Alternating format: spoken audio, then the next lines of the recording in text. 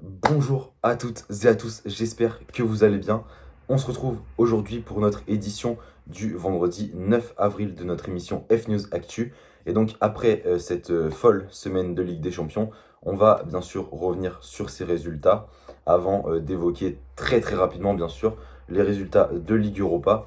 Et on évoquera seulement les trois matchs les plus intéressants de ce week-end, les trois matchs qu'il faut vraiment suivre ce week-end. Et bien sûr, mardi, on se retrouvera pour une nouvelle édition spéciale Ligue des Champions avant les matchs retour.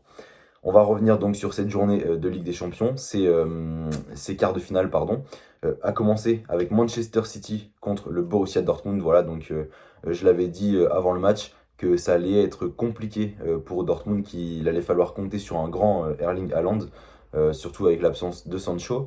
Dortmund a quand même réussi à faire peur à Manchester City, à les faire douter. Voilà, victoire 2-1 de Manchester City avec un but marqué dans les derniers instants. Donc ça n'a pas été facile pour Manchester City. Dortmund qui a marqué, mais c'est pas Erling Haaland. Voilà, j'avais dit bien sûr que Marco Reus était un joueur de classe mondiale, mais qu'il était peut-être un peu moins en vue ces derniers temps. Et donc voilà, il m'a fait mentir en marquant dans ce match. Et donc ça redonne vraiment de l'espoir à Dortmund en vue du match retour, où ils joueront à domicile bien sûr. Donc voilà, ça peut encore tout changer. En tout cas, ils partent avec un léger désavantage, mais bon, rien n'est perdu.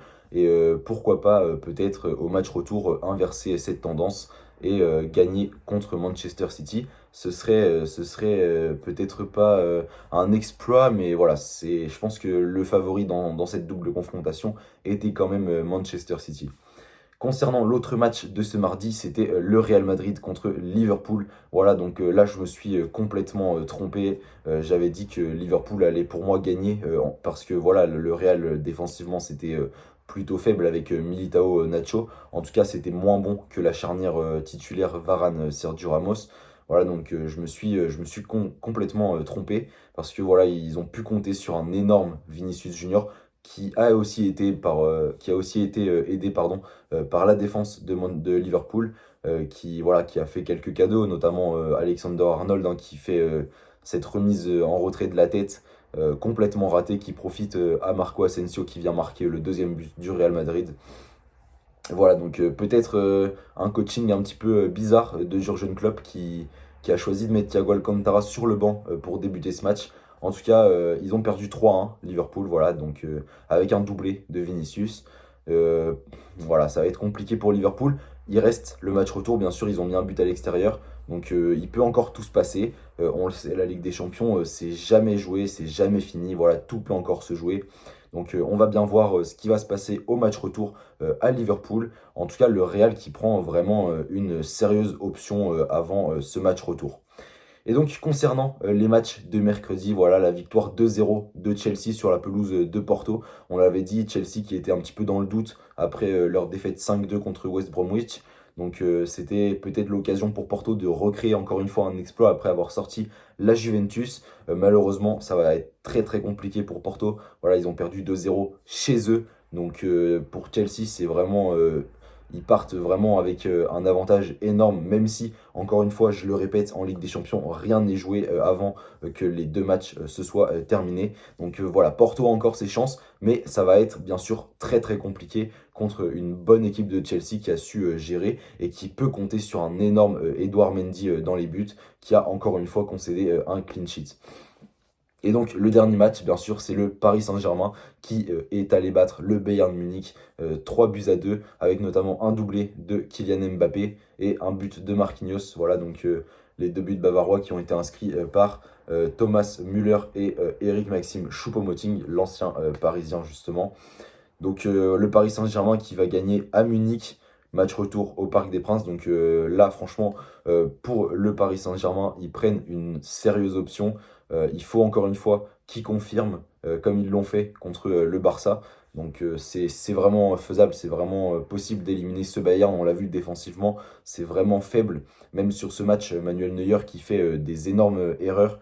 Donc c'est vraiment possible hein, pour le Paris Saint-Germain en espérant qu'ils aient leur équipe au complet pour le reste de cette Ligue des Champions, bien sûr avec le retour notamment de Marco Verratti déjà. Mais bon, si Marquinhos est sorti sur blessure lors du match contre le Bayern, ça peut peut-être être grave. Donc on verra bien, on va suivre ça dans les semaines à venir. En tout cas, voilà, donc pour le match retour, il faut absolument que Paris confirme, que Paris garde cet état d'esprit vainqueur et conquérant et qui défendent tous ensemble comme ils l'ont fait sur ce match aller où voilà, le Bayern a quand même fait 30 tirs. Donc Paris a su bien défendre pour pouvoir contrer ces tirs. Contrairement, concernant pardon, très rapidement la Ligue Europa, on a la victoire de la Roma sur la pelouse de l'Ajax 2-1. On a la victoire de Manchester United 2-0. On a également la victoire de Villarreal 1-0 contre le Dynamo Zagreb. Et le match nul 1 partout entre Arsenal et Slavia Prague. Pardon.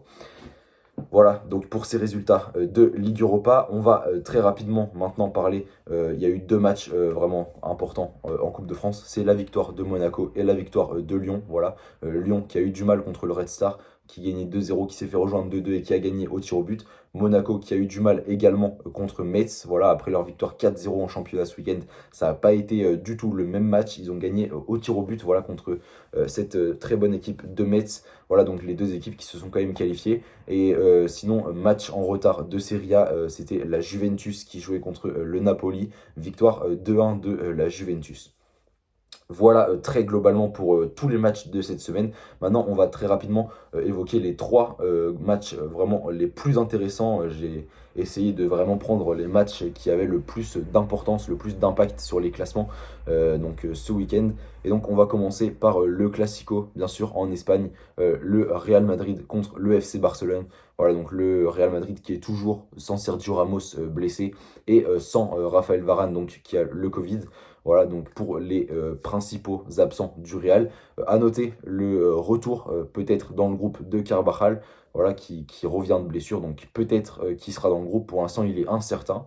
Et concernant le Barça, voilà, c'est deux retours vraiment très très importants. Le retour notamment de Gérard Piqué, qui aurait pu jouer déjà le match de la semaine dernière, mais que Ronald Koeman a préféré préserver justement pour ce Classico, à voir s'il sera titulaire dans un match aussi important. On a vu que la dernière fois qu'il revenait de blessure, sa première titularisation, c'était contre le Paris Saint-Germain et que c'était vraiment pas simple. Donc on va voir ce que ça va donner.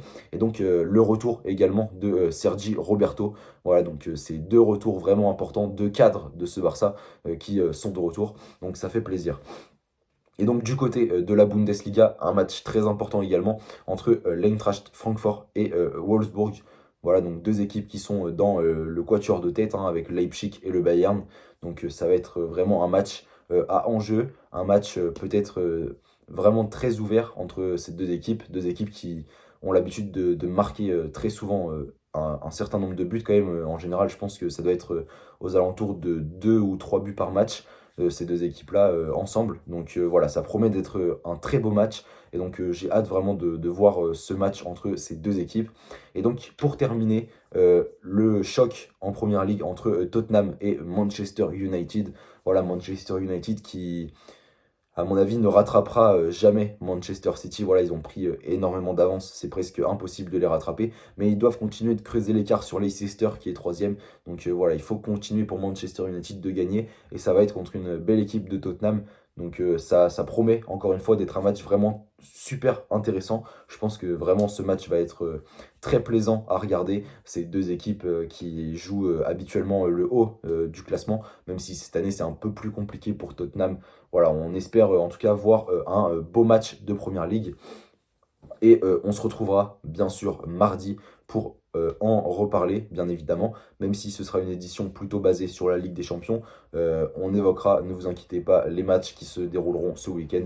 Bien sûr, on a le PSG contre Strasbourg, on a Monaco contre Dijon, Lyon contre Angers, Marseille contre Montpellier. Voilà, ce genre de match, c'est les matchs qu'on aime bien sûr en Ligue 1 Uber Eats. Donc voilà, on se retrouvera mardi pour évoquer tout ça. Le classement, bien sûr, s'il a évolué, je vous en ferai part, bien sûr. D'ici là, essayez de rester informé, de vous tenir au courant, bien évidemment. Et moi, je vous souhaite une bonne journée.